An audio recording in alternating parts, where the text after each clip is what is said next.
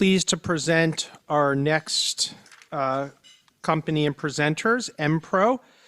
And with EnPro today joining us, we have CFO Joe Buderek and James Gentile, VP of Investor Relations. EnPro is a leading industrial technology company using materials science to push boundaries in semiconductor, life sciences, and other technology-enabled sectors, operating across two segments, sealing technologies and advanced surface technologies. We're delighted to have CFO Joe Buderek with us, who became EnPro's CFO last April, replacing the loved and recently retired Milt Childress. Joe joined EnPro from Momentum Performance Materials, where he worked before and after its ownership by GE, with numerous roles over a 20-year or so career with GE. I've enjoyed getting to know Joe, and as well James Gentile, VP of Investor Relations, who's been with EnPro for a number of years now. So EnPro has 21 million shares, trading about $192 a share, about a $4 billion market cap, $400 million net debt, and a $4.4 billion enterprise value. EnPro will be sharing a few slides, and then we'll launch into a discussion. Yeah, thanks, Justin. And thanks to the Gabelli team. I've been a long-standing shareholder of EnPro and been very supportive over the years, so I appreciate the support and thank you. Really happy to be here today representing EnPro. I thought a good way to start here, I'll kind of talk about EnPro 3.0, which is the recent phase of EnPro's long-standing value creation journey. We've been talking about this internally for a little while.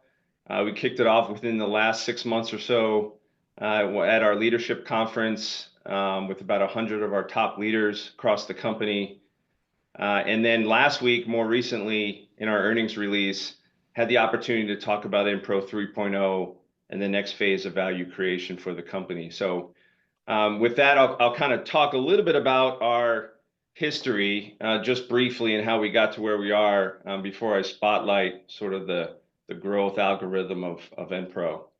So if you go back, EnPro was originally created as a spinoff from Goodrich in 2002, and Goodrich kind of took its heavier industrial businesses and a lot of its legacy liabilities and spun that off into its own public company in 2002. And during that period, from really 2002 to 2017, EnPro was dealing with the hangover of those legacy liabilities, the largest of which was pretty sizable asbestos-containing liability. A lot of that never was really operated underneath EnPro, but was part of the spin and ultimately EnPro's responsibility.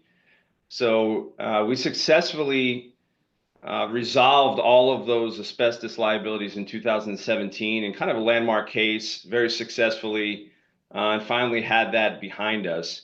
At the time, though, EnPro still had a little bit more cyclical, heavier capital-intensive businesses, lower growth, as an enterprise, kind of below 15% EBITDA. And once we resolved the asbestos liabilities, had the opportunity to kind of set a strategic path for the next phase, which was really to lay out what we wanted the portfolio to look like strategically as we went forward. So really from the period of 2017 until recently in 2024, embarked on a very successful strategic portfolio transformation and optimization journey.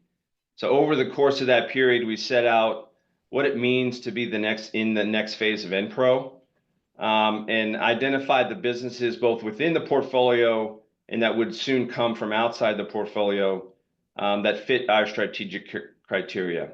So what does that mean? That means a heavy engineering content, a small percentage of overall customer spend, but extremely critical to their end process, a high critical safety component to what they do, a strong outperform capability in as far as growth rate goes, and then a aftermarket or some sort of aftermarket or recurring revenue stream. So over the course of that period, we divested about $1 billion worth of businesses that were good businesses in and of themselves. They just didn't fit that journey and that criteria with where we're going. So we took those $1 billion worth of proceeds and our balance sheet capability and made a series of acquisitions into businesses that fit that criteria. The largest of which now is the foundation in the creation of our AST segment, so the Advanced Surface Technology segment. So back within our Technetics business, which today sits in sealing, we carved out a piece of the business that had a nice edge welded bellows component that was holding the wafer in place during the chip production process. And over the course of that period, we were able to grow that quite nicely. And then our key customers, were asking us, what are other things you can do within the in-chamber environment based on your engineering capability and leadership position there? And that led us to identify other areas within the chip manufacturing process that we could invest in and bring into the EnPro portfolio to mean more to our key customers in that chip production in-chamber process.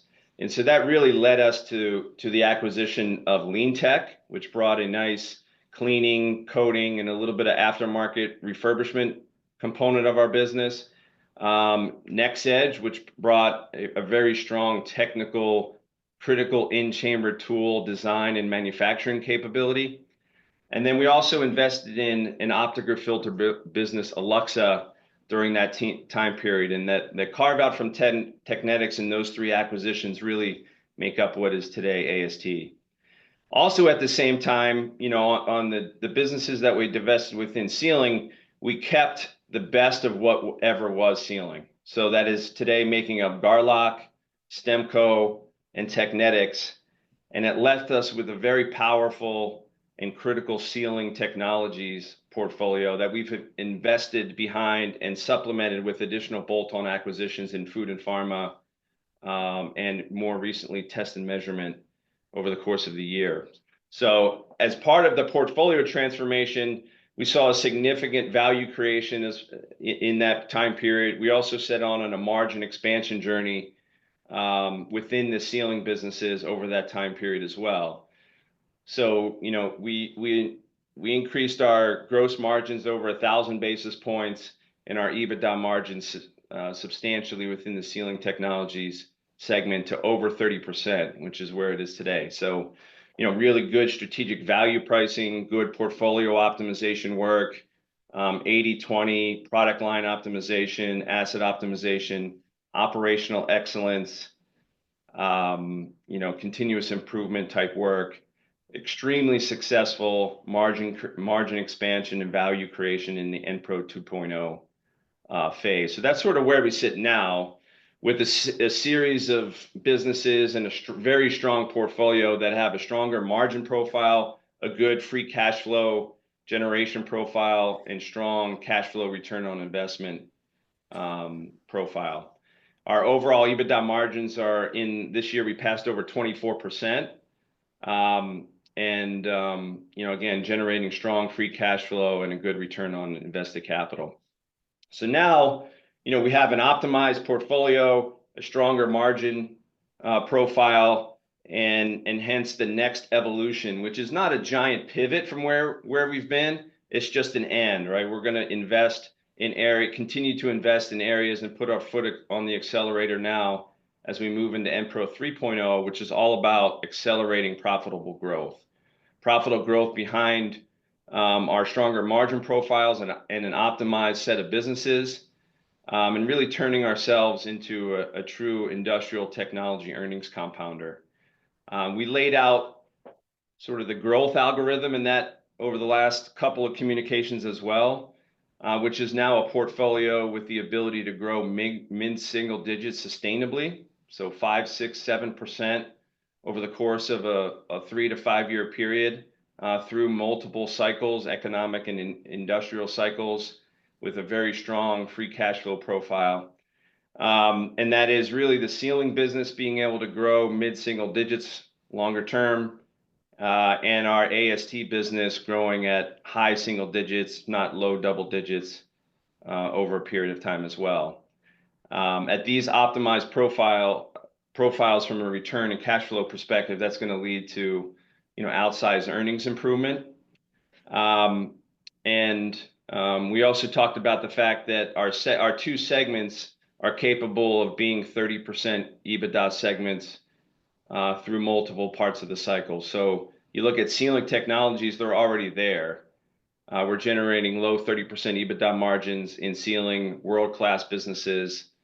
And now it's about accelerating the growth capabilities and investing behind organic growth there. On AST, we've performed at that 30% level in the past, but that was really the peak of the semiconductor cycle. So we're focused on bracketing that 30% EBITDA margin range, plus or minus 250 basis points or so based on volume and mix throughout the course of the entire semiconductor cycle.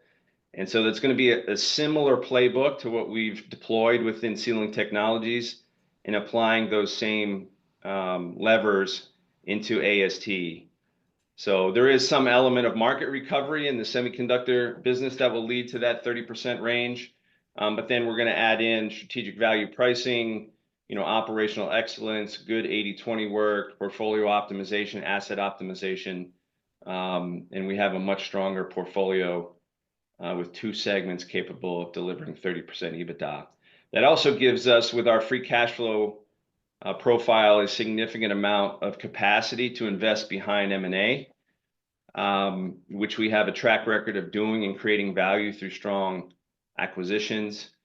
Not only our cash on our balance sheet, but our strong leverage profile. We're now in the 1.5% range or so from a leverage standpoint, and we have the ability to invest to kick up that growth rate another 3, 4, 5 points a year to deliver high double digits sustainably over time.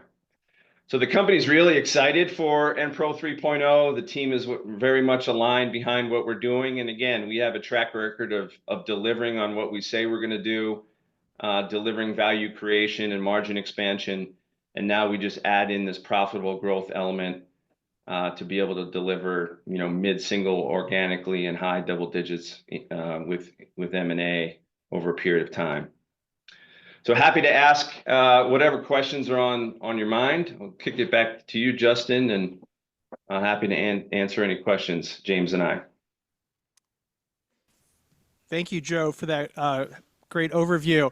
And, congratulations to the whole EnPro team on the portfolio transformation over the last 5 years, which, is increasingly recognized by the market with your share price performance, $1 billion of divestitures, close to $2 billion of acquisitions. I know largely before your time, but you did a very good job of reviewing it. Just maybe a couple questions sort of on the transformation of EnPro. A lot of the M&A in the semiconductor space was very strategic, very well regarded ex ante. I guess ex post, you've been hit by the challenges in the semiconductor down cycle. Just help me understand, and James, feel free to jump in, in terms of the M&A, what's worked really well, maybe what didn't work as well as intended, and what have you learned over this near $2 billion of outlays to augment the business? Yeah, thanks, Justin. So you go back to what did we set out to do, right? We had this strong position in our edge welded bellow business around helping keep the wafer in place.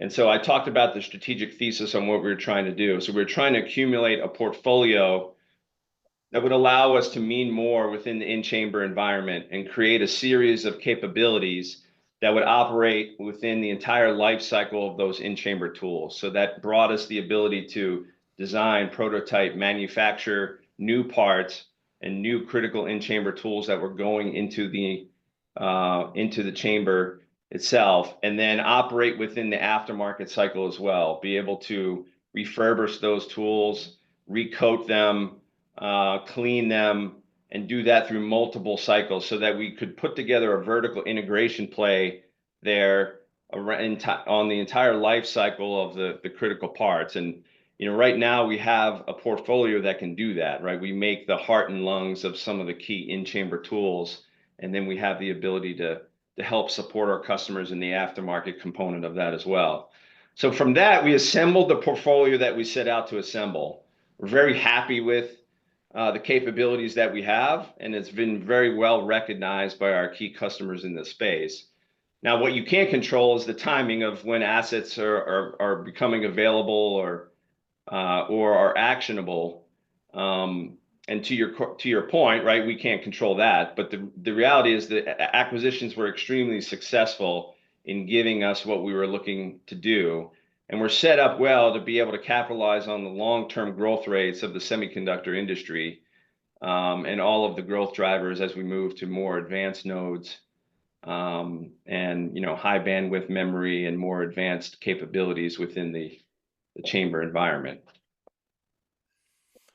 Thank you. Conductor strategy was just one of the many kind of linear opportunities for us to expand our positions using, what we call EnPro style businesses. These are strong, excellent pricing power driven, high competitive advantage opportunities that, enjoy some secular tailwind, that are high consequence of failure, low percentage of total customer spend, but absolutely critical to our customers' capability. So when you kind of think about the linearity of the EnPro portfolio over the last 20 years, you have a situation where we find these niche opportunities to use our applied engineering and technological capabilities using material science and actually kind of expand our aperture, both organically and through acquisition. Through 1.0 and 2.0, there were elements of, within that Sealing Technologies business that demonstrated that. And what you're seeing now is just this compelling compounding flywheel situation that are leveraging where we're strongest and where we have the best advantages to offer our customers higher yield, safety components, environmental protection, and all of these, very, very important attributes. And if you look forward as we enter 3.0, we have growth nodes in a variety of end markets. Like you saw in 2024, we acquired Advanced Micro Instruments, or AMI, for $210 million. That was our first foray into gas analyzers and a portfolio of sensors that give us more intelligence into our customers' processes and leveraging where we're sitting in their supply chain through Garlock and areas of Technetics, where we have a little bit more intelligence in these incredible customer processes that they come and trust us. So as we look forward, I think we have the portfolio that we would like in our semiconductor strategy. That took hard work. We drew those strategic roadmaps. We identified those novel capabilities that we wanted to bring in-house. And now we have the opportunity to do that in areas such as aerospace and space capabilities, sustainable power generation. We are the reference on most of the nuclear power plants in the world where we offer critical sealing capabilities. And now we have another growth node driven by AMI that will give us just more intelligence in that test and measurement, analyzer, and sensor supply chain. So putting all together, when we look at the organic trajectory, which is compelling on its own, and the capacity that we have on the balance sheet for strategic acquisitions without the use of excess leverage, we're going to continue to expand our capabilities horizontally to become, still small, but very important partners with our customers. Great. Yeah, the market's definitely recognized the, ultimate earnings power of these acquisitions, even if it's been pushed back by the cycle. Just to delve a bit more into your AST and semiconductor businesses, help us understand the vertical integration strategy. I realize it's not an overnight strategy, but at what point does this begin to enhance your growth and margins in that business, and how does it enhance your growth and margins in that business? Yeah, so Justin, as you said, right, and I laid out before, we kind of accumulated a number of capabilities within that in-chamber environment, right? We have the ability to make, manufacture, coat, refurb, and through the multiple cycles. And so what we're focused on now is that vertical integration pipeline on new platforms and new wins, right? And that's where our teams are focused. When you have a process that's been in place for some time, right, and you establish process of record or the initial spec in position from an OEM standpoint, right, there's not a heavy focus on replacing somebody else in that cycle on just a like-for-like capability. The majority of our focus is on new wins, right, new platforms new specifications for the next generation of manufacturing capabilities that our customers are focused on. And so since these capabilities are a little bit newer in our portfolio, right, we're focused on winning there. And they can have long-standing, specification cycles that could be 2-3 years, et cetera. But we're showing good promise there now on new capability wins. We talked in 2025 in our guidance, that the AST segment will be able to grow mid to high single digits, or we expect it to grow mid to high single digits. I think the market is not necessarily forecasting that same level of growth, but we are seeing wins behind some of these new platforms, whether they be geographic expansions, new capability expansions. And so that'll happen over time. But we are seeing some good promising results of the pipelining work and the specification work that we've been doing over the last couple of years.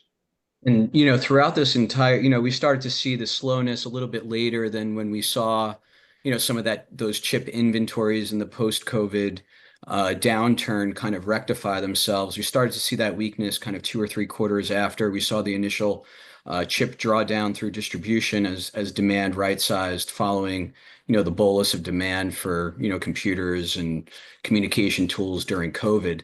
Now, as we look forward, first, where we're positioned on the leading edge grew throughout this entire downturn. So that's exciting, but that's still a relatively small portion of the overall, global semiconductor capital equipment mosaic. And as you look forward, you're looking at, complex chip architectures, gate all around, new processes that are expanding where we have the opportunity to use our technological capabilities and participate more in those new platforms, in addition to linking up the cleaning, coating, and refurbishment capabilities to capture more of that life cycle in a recurring type of fashion.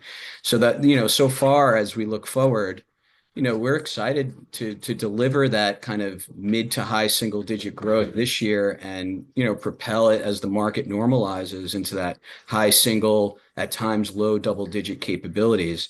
In addition, we've expanded it in using our process of record and copy exact capabilities for, leading node advanced cleaning, first in Taiwan, through California, and now in Arizona, where we just finished qualification work for the first phase of that effort as, leading edge chips are now being produced in that Arizona in a small, but, it's starting. And we have clear, advantages there. And we're excited about, leveraging our position and investment in Arizona in coming years. In addition, we expanded our capabilities in Singapore as well during that time period, and investing in equipment and in engineering capabilities to make sure that we're winning our share of those leading new platforms that may harvest in coming periods over the next 2 or 3 years. So we've done what we needed to do did our best to invest in the areas where we're strongest, very similar to what you've seen manifest itself in the success of the Sealing Technology segment. Great. Yeah, I mean, not all semi capabilities are created equal, and it seems like you have a lot of exposure to the advanced node chips. Help us understand how the advanced node and AI intersect, and maybe just talk a little bit more about the Arizona plant. What is the initial opportunity there kind of in the early years, and what does that have the potential to be upsized to or expand into?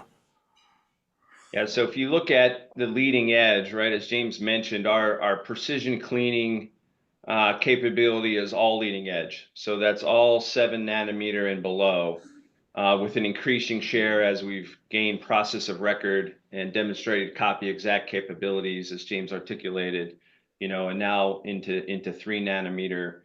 And as we're, making inroads as advanced chip manufacturing goes to 2 nanometer and beyond, right? On the equipment side, on the semiconductor OEM cycle, right, we have exposure to all levels of node architecture. So there is some legacy business there on legacy nodes, and that's the part that's a little bit more cyclical.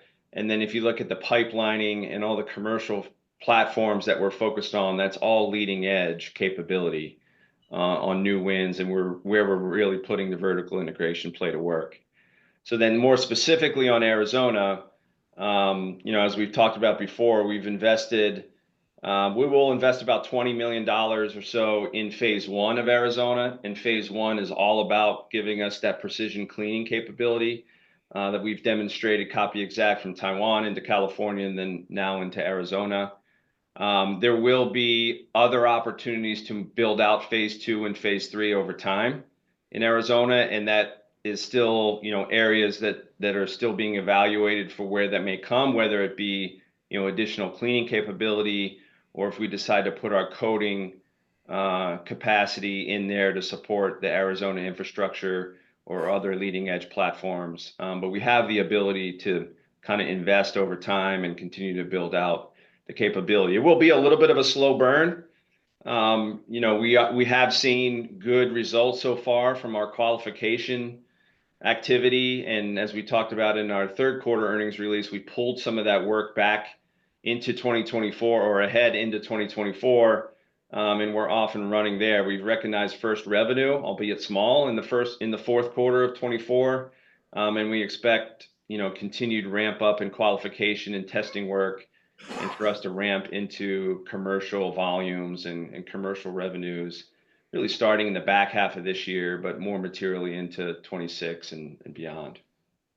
We Great. have said, Justin, in total that we think that the Arizona expansion from a multi-year perspective could approximate anywhere between 40 or $50 million. That's over a multi-year period. And in our appropriate kind of, disciplined growth capital approach, we expect a minimum of 15% return over a reasonable period of time as each of our growth investments mature. Got it. Thanks. I'll take a look at the audience and see if there are any questions here. Otherwise, I'll continue. All right, I'll continue. So one question on the sealing tech business. I think everyone's amazed, impressed, somewhat shocked that you've been able to get to low 30s EBITDA margins, and you expect to, stay at 30% plus in 25 and continue at the 30% plus or minus level. So just help us gain confidence that this can be a 30% EBITDA margin business in 3 to 5 years, and none of the, current benefits go away or the mix doesn't take us meaningfully back down. Yeah, I mean, these are world-class businesses that we have in these spaces, right? As I talked about before, through the portfolio optimization work, we really kept the best of the best that was in our portfolio from previous phases. And so we have very well-positioned product lines that bring significant technical, safety, and innovation capabilities to our customers in the space. We have long-standing specification positions and a good aftermarket in many of these places, and we've worked hard to really capture the value that we bring in those specific value chains. And that was really the strategic value pricing work that we've done over there to make sure that we're capturing our value for what we bring to the customers and the end solution. That has proven to be very sustainable. In fact, was there all along, and it just took us the work to kind of go out and capture that. At the same time, we've done a lot of pruning in those businesses, right? We've kind of carved off pieces that didn't fit our strategic or margin profile. We've kind of moved up or out some of the individual product lines below that didn't meet where we were headed. But below that, there was a lot of growth in some of these key nodes that we've been able to build in aerospace, space, and food and pharma, and even within some of our more advanced commercial vehicle applications. And so now, plus we worked hard to get all of that operational efficiency through really strong operational excellence work, continuous improvement, Lean Six Sigma, et cetera, et cetera. So we've got a heritage now of building up that capability, and we've got a margin profile that we believe is sustainable. And then we can go out there and say sustainably, we're now above the 30% mark. Okay. And the ability to grow from there. Just we're an running end down on that, Justin, just on the 2/3 of the sealing technology segment is aftermarket, driven by strong MRO, specification positions across a number of end markets, very small percentage of total customer spend, but absolutely critical to our customers' processes. And, we enter every year with 2/3 of, visibility, with a tremendous installed base, with brand recognition, pricing power, and technological capabilities as our customers look to us to solve their most challenging problems. Thank you. We're running down time, but just maybe quickly, if you could address capital allocation priorities in terms of M&A. Would you consider larger deals? Would you ever consider using your stock price, for example, as currency, given how well it's done? Just any quick comments on the M&A priorities. Yeah, I mean, we understand all the tools and levers at our disposal, right? And I would say we're not focused on using our equity position to do that, although I wouldn't rule it out and say, you can't say, we would never do that, but that's not where we're focused. We're focused on using our cash flow, using our balance sheet to invest behind positions of strength and other adjacencies that fit our strategic criteria that we talked about and what it means to be an EnPro business and have the capability or demonstrated ability to deliver the same margin and free cash flow profile. AMI was a perfect example of that. It fits right down the lane with both the strategic, financial, cultural leadership of what it means to be an EnPro business. And I see us continuing to do those type of acquisitions over time while we maintain a very responsible balance sheet and leverage position. Great. Thanks so much, Joe. Thanks, James. Pleasure to have you guys with us again this year, and all the best for EnPro. Great. Thank you, Justin. Thanks, Justin. This podcast is an excerpt from Gabelli Fund's 35th Annual Pump, Valve and Water Systems Symposium. GAMCO is providing these links as a matter of general information.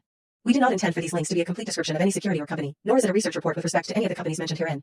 As of December 31st, 2024, affiliates of GAMCO Investors Incorporated beneficially owned 5.1% of Gorman Rep, 3.3% of Graham Corp, 2.65% of EnPro, 2.44% of Watts Water Technologies, 2.41% of Mueller Water Products, 2.05% of Flowserve Corporation, and less than 1% of all other companies mentioned.